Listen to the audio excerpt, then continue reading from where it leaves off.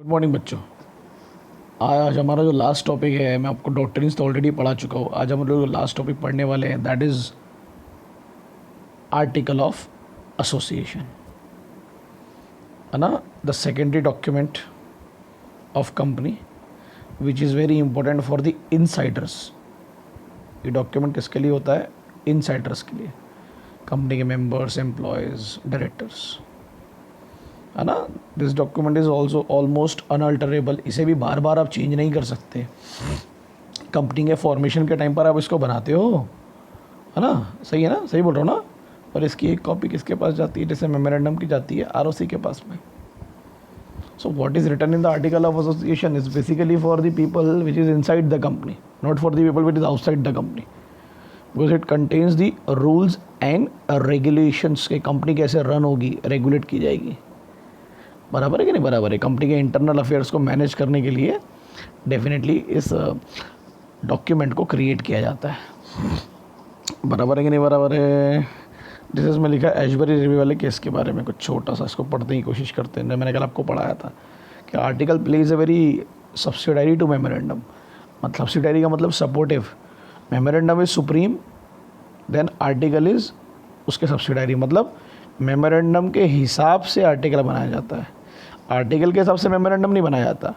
So article में वही चीज़ें लिखनी है जो मेमोरेंडम को सपोर्ट करे, ना कि उसको कॉन्ट्रीब्यूट करे, ना अपोज करे। So anything which is written in the article if it is oppose to the memorandum, तो you have to change your article of association. आप अपने रूल्स को अपने ऑब्जेक्टिव के हिसाब से बनाओ ना, कंपनी के हिसाब से बनाओ, ठीक है, अपने नाम के हिसाब से बनाओ, काम के हिसाब से बनाओ। बराबर है कि नहीं? जो कंपनी का कॉन्स्टिट्यूशन है वो क्या है? मेमोरेंडम चार्टर्ड ऑफ दी, है ना। आर्टिकल्स जो है वो आपको ड्यूटीज़ और राइट्स और पावर्स बताता है, जब कि गवर्निंग बॉडी है उसकी, जो कंपनी को चलाने वाली, like the board of directors. Clear है? इट्स ऑल्सो डिपेंड अपॉन आप कौन सा मेमोरेंडम चूज़ कर रहे हो। इट्स लाइक टेबल ए पढ़े थे ना अपन, याद है? टेबल बी, सी, डी, ई, एफ, तो उसी हिसाब से आपके आर्टिकल भी चूज़ होंगे, ठीक है। पब्लिक कंपनी के आर्टिकल्स दिए रहते हैं, प्राइवेट कंपनी अपने खुद के आर्टिकल्स क्रिएट कर सकती है, आपको ध्यान रखना है। देख क्या लिखा है, the document containing the article of association is a business document, तो it has to be created very strictly. Company का इंटरनल मैनेजमेंट है वो इसके थ्रू क्रिएट किया जाता है, डोमेस्टिक मैनेजमेंट। उसके मेंबर्स के लिए ऑब्लिगेटरी रहती हैं कुछ चीज़ें और कुछ राइट्स दिए रहते हैं, है ना। कंपनी के मेंबर्स होते हैं राजकुमार वर्सेस परफेक्ट कास्टिंग, ये कोई लॉज आप रेफ़र कर सकते हैं लिखते टाइम, अगर क्वेश्चन आया और आता है क्वेश्चन। मैंने बोला ना, अब अनपॉपुलर क्वेश्चंस आएंगे, वो क्वेश्चंस आएंगे जो नहीं पूछे गए हैं, तो अपने को सब चीज़ पे फोकस करना है, भूलना नहीं है कुछ भी, ठीक है। आर्टिकल ऑफ एसोसिएशन जो है वो बाय लॉज है, मतलब own constitution of the company, company का खुद का कॉन्स्टिट्यूशन है, by laws, rules of own rules of the company, जिसको डायरेक्टर को और अदर ऑफिसर्स को कंप्लाइट करना ही करना है, उनको अपनी ड्यूटीज़ और फंक्शंस उस आर्टिकल के हिसाब से। जैसे मैं अपनी क्लासेस के बारे में बताता हूँ, we have our own article of association, maybe it's oral, something is written, but we have कैसे क्या पढ़ाना है, कितना पढ़ाना है, क्या डैश होगा, ये होगा, तो वो चीज़ें बनाई गई हैं। कैसे ऑडिटिंग होगी, है ना, कैसे अकाउंटिंग की जाएगी, वो सब हमारे आर्टिकल में लिखा होता है। तो जो भी ऑफिसर्स को हम अपॉइंट करेंगे वो हमारे आर्टिकल को रीड आउट ज़रूर करें। इट्स आवर रिस्पॉन्सिबिलिटी ऑल्सो कि हम अपने आर्टिकल को उसको बताएं। बराबर है कि नहीं बराबर है? सेक्शन 5 में दिया हुआ है कंपनीज एक्ट के कंटेंट्स, जैसे हमने मेमोरेंडम के पढ़े थे, और मॉडल ऑफ आर्टिकल्स। मॉडल पढ़ाया ना मैंने आपको, FGHIJ। जैसे आप टेबल ए फॉलो कर रहे हैं मेमोरेंडम का, तो फिर आपको आर्टिकल के लिए टेबल F फॉलो करना है। याद आया कुछ? B फॉलो कर रहे हो तो G, याद आया ना? ऐसे इंटरनल फॉलो किए जाते हैं। आर्टिकल में आप क्या लिखते हो पहले ये समझो आप। पहली बात तो ये रेगुलेशन ऑफ मैनेजमेंट के लिए होता है, ये तो तय हो गया। फिर आप वो चीज़ें लिखते हो जो आपको सही लगती हैं, जो आपकी कंपनी के हिसाब से हो, जो एडिशनल मैटर्स अगर आप ऐड कर सकते हो तो आप ऐड कर सकते हो। जैसे आपने कोई मॉडल फॉलो किया लाइक टेबल F, आपको ऐसा लग रहा है ये सफिशिएंट नहीं है, इसमें जो चीज़ें दी हुई हैं रूल्स, तो you can add more rules as per your company, जो नेसेसरी आपको लगता है फॉर दी मैनेजमेंट। जो लोग अभी कर रहे हैं, अभी बिजनेस करने के तरीके में बहुत चेंज आया है, तो people are adding the rules and regulations which is necessary for doing the business.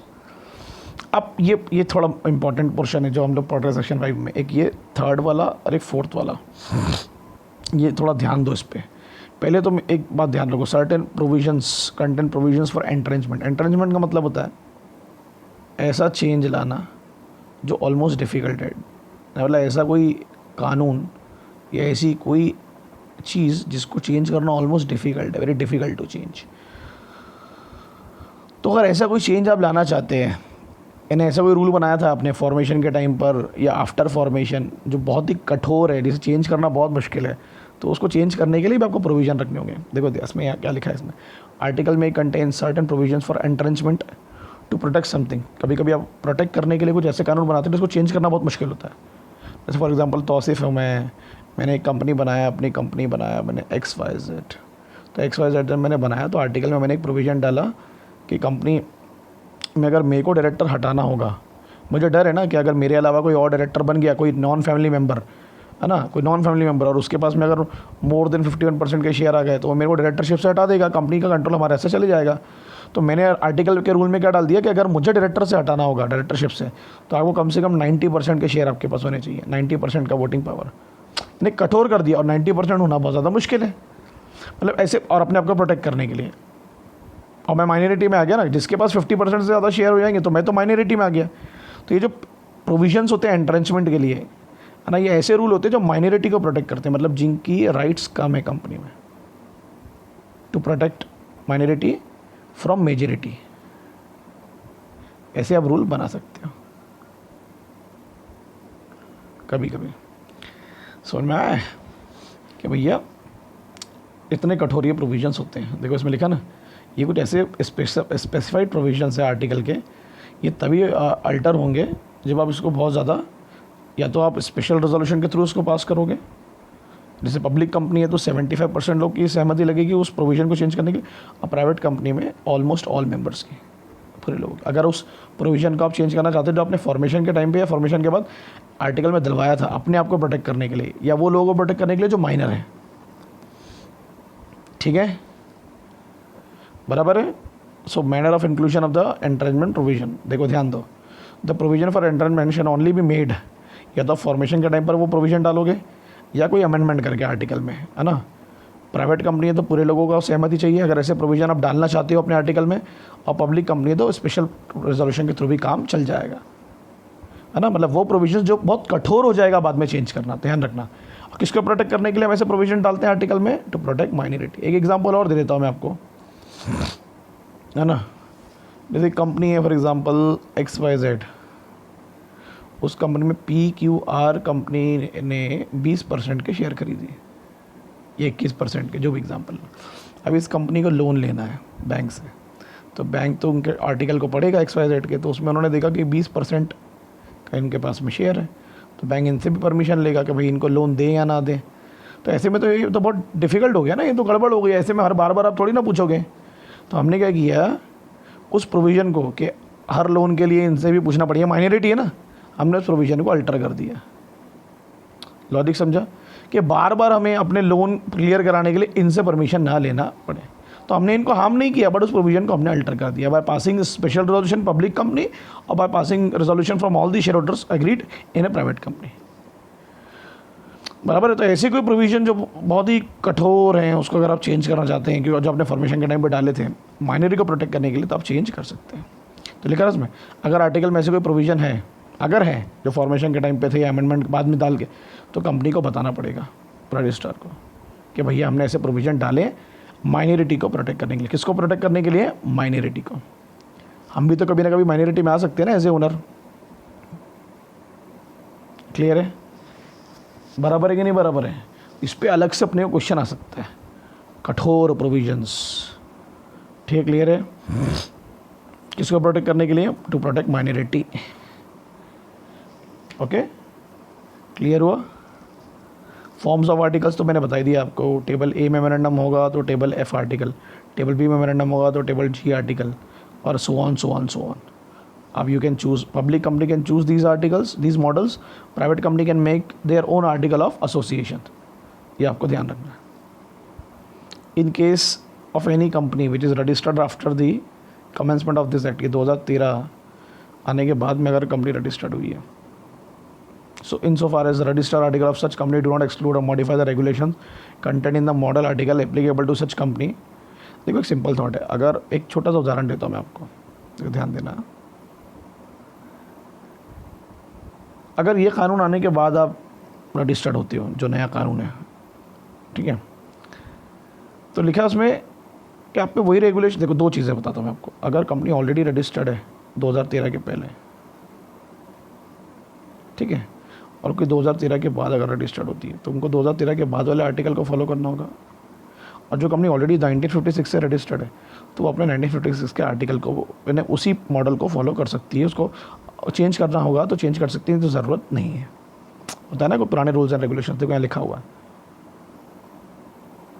देखो जब तक वो रजिस्टर्ड आर्टिकल है उस कंपनी के, अगर उन्होंने किसी भी चीज़ को एक्सक्लूड या मॉडिफाई नहीं किया, जो मॉडल आर्टिकल में लिखी थी FGHIJ के पढ़े, समझ में आ रहा ना, अगर उसी तरीके से लिखा हुआ जो मॉडल आर्टिकल्स में थे तो फिर उनको बार बार उसको चेंज करने की ज़रूरत नहीं है। बराबर है, बराबर है ना। Which is registered after the commencement of this act और in so far as the registered article of such company do not exclude or modify the regulations, है ना उन्होंने चेंज किया ना एक्सक्लूड किया, उन्होंने जो मॉडल आर्टिकल में ही रेगुलेशंस लिखे हुए थे जो हमने पढ़े अभी, जो उस कंपनी को एप्लीकेबल होने वाले थे, तो those regulation shall as per applicable with the regulation of that company in the same manner, जिस तरीके से वो रजिस्टर्ड आर्टिकल्स के होते हैं। मतलब if you are following the model articles, बराबर है ना, and you are not changing that excluding that, तो अगर वो मतलब वो ऐसा मान लो कि वो आप ही के कंपनी का आर्टिकल्स है, अगर उससे आपका काम चल जा रहा है तो किससे, ये FGHIJ जो ऊपर हमने पढ़े, बराबर है। समझा मैंने क्या बोला आपको? इस लाइन को, इस पैराग्राफ को भूलना नहीं, यहाँ से यहाँ तक। जबकि registered article of such company, अगर वो एक्सक्लूड या मॉडिफाई नहीं करते उन रेगुलेशंस को जो मॉडल आर्टिकल्स में थे, तो ऐसे अज्यूम कर लो कि मॉडल आर्टिकल्स आप ही की कंपनी के लिए बनाए गए थे और आप पे एप्लीकेबल होने ही वाले थे। अगर उसी आर्टिकल से काम चल जा रहा है तो नया आर्टिकल बनाने की ज़रूरत नहीं है। The following are the key differences between memorandum and article, ये तो आपको पता होगा यार। Memorandum is define your objectives, your limitations, powers. Article provide the rules and regulations. Internal management. Relationship, ये आउटसाइडर्स के लिए बनाया जाता है, ये इनसाइडर्स के लिए बनाया जाता है ना, ये तो अपन लोगों ने पढ़ चुके हैं, है ना। Indoor management, constructive notice. Memorandum can only be alter under circumstances. Memorandum को आप बार बार चेंज नहीं करोगे, ये बात ध्यान रख लेना। It's a primary document of yours. Maximum जगहों पर आपको रीजनल डायरेक्टर्स की परमिशन लगती है या ट्रिब्यूनल की। Article simply can change by special resolution. What is, who is regional director? जैसे हम, ये हमारा देश है, तो हमारे देश में कितनी सारी स्टेट है, तो हर रीजन के हिसाब से हम लोगों ने, मैंने पढ़ाया भी था बीच में आपको, कुछ डायरेक्टर्स डिवाइड कर दिए गए कि नॉर्थ रीजन में तुम्हारे अंदर इतनी स्टेट्स आएंगी, तो रीजनल डायरेक्टर्स को अपॉइंट करता है सेंट्रल गवर्नमेंट यानी MC है, ठीक है। नाम से लग रहा है ना, रीजनल डायरेक्टर्स एक रीजन को डिवाइड ऑब्टेन करते हैं वो, और उनके अंदर आते हैं फिर बहुत सारे ROC। तो यहाँ से यहाँ बहुत सारे ROC आ गए, यहाँ आ गए, यहाँ आ गए। तो इसलिए आपको अगर मेमोरेंडम को चेंज करना है तो उस रीजन के डायरेक्टर से परमिशन लेनी पड़ेगी, या नेशनल कंपनी लॉ ट्रिब्यूनल से, क्योंकि आप अपने मेमोरेंडम चेंज कर रहे हैं तो कई बार आप धोखा देने की कोशिश करते हैं स्टेक होल्डर्स को। तो इनको बताना पड़ेगा कि भाई नाम चेंज कर रहे हैं, लाइबिलिटी शिफ्ट कर सकते हैं ना, भले नाम चेंज कर रहे हैं, पुरानी कंपनी की लाइबिलिटी थी, वो नाम तो कंपनी तो बची नहीं है, ठीक है। जो चीज़ मेमोरेंडम में नहीं लिखी होगी वो क्या होगी? अल्ट्रा वायरस और वॉइड। वो जब तक नहीं मानी जाएगी जब तक कि आप अपने मेमोरेंडम को चेंज ना कर लें, है ना। They can not be ratified, भले वो चीज़ें तब तक रेटिफाइड नहीं होंगी जब तक ये मेमोरेंडम चेंज ना हो, भले आप पूरे शेयर होल्डर से परमिशन क्यों ना ले लो एक साथ यूनानिमसली, है ना। The acts ultra vires articles can be ratified by, अगर आर्टिकल में जो चीज़ नहीं लिखी है और अगर आप वो कर रहे हैं तो उसको करने के लिए आपको क्या पास करना पड़ेगा? Special resolution. स्पेशल रेजोल्यूशन जहाँ वर्ड आता है मतलब 75% लोगों की सहमति आपको लेनी पड़ेगी शेयर होल्डर की जनरल मीटिंग में, ठीक है।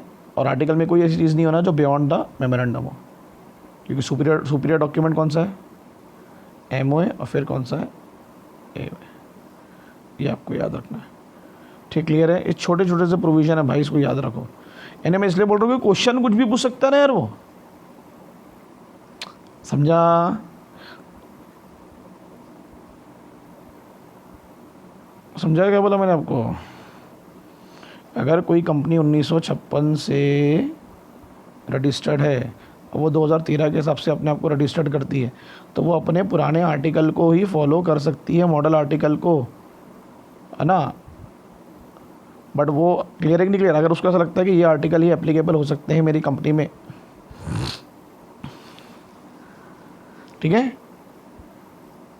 ओके। क्योंकि अगर उसको ऐसा लगता है कि जो मेरे पुराने मॉडल आर्टिकल्स हैं वो नए मॉडल आर्टिकल्स में कोई चीज़ को एक्सक्लूड या मॉडिफाई नहीं करते हैं या कुछ ज़रूरत नहीं मुझे महसूस होती है, तो मैं पुराने आर्टिकल्स को ही फॉलो कर सकती हूँ। ठीक है,